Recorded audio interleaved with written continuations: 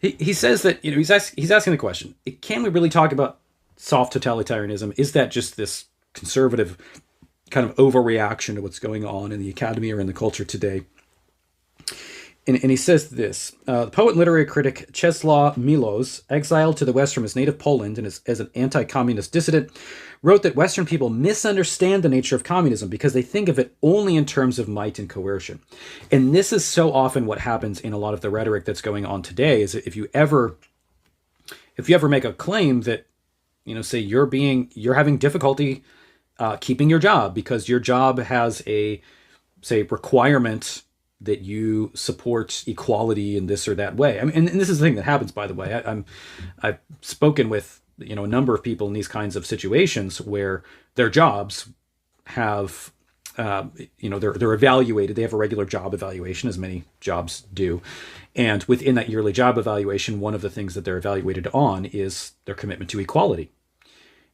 And there are people that I have spoken with that say, if my boss finds out, if our company finds out that I hold to a traditional view of marriage, regardless of whether they even talk about it at work or it would affect in any way what they're doing in the company, they say, I would lose my job. And that's the case in a lot of places. It's certainly the case where I live, but I know that's the case in a lot of the places in the United States. And so there is a real fear and danger of ostracization and losing your income. Yeah, if you can't hold a job, I mean, that is a certain kind of pressure. But the left tends today to say that the right are just extremists who have a persecution complex, and as long as they're not, out on the streets being beheaded, then they're not really persecuted. They're just making things up, and they're just paranoid, and they're this and they're that. Now, to be honest, I think if they were on the streets being beheaded, they'd find an excuse for it too. But this is what Dreher is speaking to here. So Milos says this: that is wrong. There is an internal longing for harmony and happiness that lies deeper than ordinary fear or the desire to escape misery or physical destruction. And in other words, communism is not just about power from the top down, but there is this internal inherent desire for meaning and purpose and happiness that is fueled by things like Marxism. Marxism is an offer of a kind of religion, because it is a way to say, you have a part in this great story. There is an explanation for sin. There's an explanation for where the future is, what's right, what's wrong. And it poses an alternative narrative to the Christian narrative.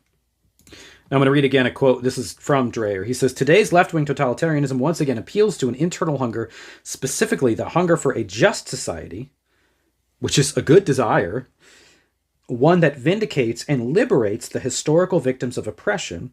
It masquerades as kindness, demonizing dissenters and disfavored demographic groups to protect the feelings of victims in order to bring about social justice.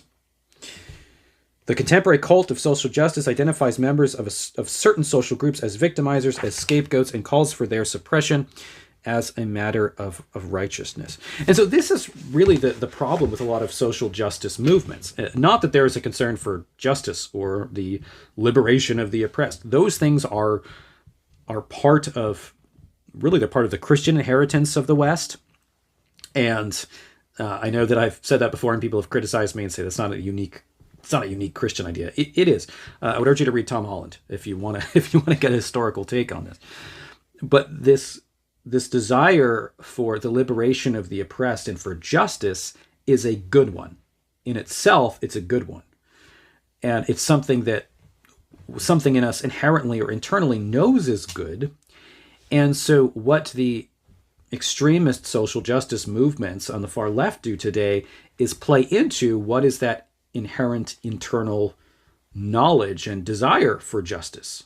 Because God is just, and God has created a world of justice. And so something in us that is may call it vestiges of the Imago Dei that are here, we recognize that somehow internally, but it's twisted and distorted. So what you have is this creation of various classes now which Marxism does, which we're seeing in our society today, of this group is oppressed, this group is oppressor. And you can do that with more specifically divided communities in a very clear-cut way, like you have in classical Marxism. Intersectionality makes it a little more complicated than that, because you have all sorts of different kinds of identities, and you could be both an oppressed and an oppressor at the same time, or whatever. Because you say if you're a black man, well, you're oppressed because you're black, but you're an oppressor because you're a man, right? And I've read a bunch of books from intersectional theorists, by the way. I'm not just making this stuff up. I've read Crenshaw, and yes, I know all this stuff. I've read it. I've spent time in these sources. I hated it, but I did it. So no, I'm not just getting my talking points from TikTok videos or something. But something else that's the case is if you're critical of the radical left, you'll be accused of not understanding them no matter what. I mean, there's nobody that can possibly understand the left unless you agree with them. That's the mindset. And I've asked people, is there anyone that you think, for example, people that are, heavily, proponents of critical race theory. Now, I know CRT has been used in bizarre ways, and it's a term that everybody throws out all the time, and I think probably most people have no clue what it means. But I remember talking to somebody who was a proponent of critical race theory, and asking, is there any critic, one person that you would say doesn't agree with this, that you think represents the position correctly? And they could give me one name, and that one person was a proponent of critical race theory, but was critical of a few aspects of it. In other words, no, they can't. And this is the difficulty of the discourse that we're having right now, is there is no intellectual debate. It doesn't exist. Because if you even question the narrative that you are told you have to believe, you're a conspiracy theorist, you're just promoting lies and falsehoods, you're spreading fake news, you are a bigot, you're a homophobe, you're a transphobe. I mean, you could go on and on and on and on and on and on, but there is no actual room for intellectual discourse.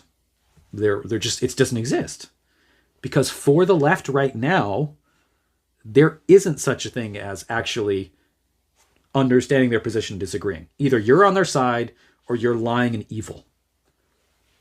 And that's kind of where we've drawn the lines.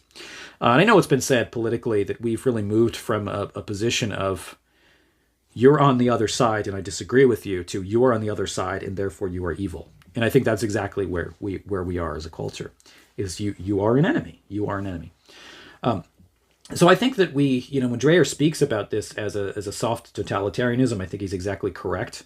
When we do divide ourselves into classes of oppressor and oppressed, if you're considered an oppressor, then you are part of a group that is now going to be marginalized. Because the goal, and this, I do think there are connections to Derrida as well. Now, Derrida was not a political activist. I mean, Derrida was a literary critic and philosopher. Now, I think he's confused as anything, but Derrida wasn't per se a political activist. And the political activism that we have today on the far left is, I think, a weird combination of things, even contradictory ideas, I think very much so. There's kind of a weird combination of Marxism and Foucault's power dynamics and Derrida's deconstruction, which really aren't inherently connected necessarily, but they're all kind of smushed together, and there is this blob of inconsistency that becomes progressivism today. But what you have with Derrida is, Derrida is all about reverting these binary oppositions. And he does it in literature. It's like, he kind of plays with the text. Like, well, what happens if you invert man and woman in the text? And how does that shift the power dynamics in the text? Now, that's what's happening in real life. It's a desire to shift the power dynamics. So take the power away from this group and then give the power to this group instead. And now the oppressor becomes the oppressed. And this is the problem with these far left movements, is it's not really a desire. There is no real desire for a lack of oppression. It's a desire for a different group to come into power to oppress the people that are considered oppressors. I mean, it's just the desire for this reversal of the binary opposition. So now that the white men like myself can be the oppressed instead of the oppressors.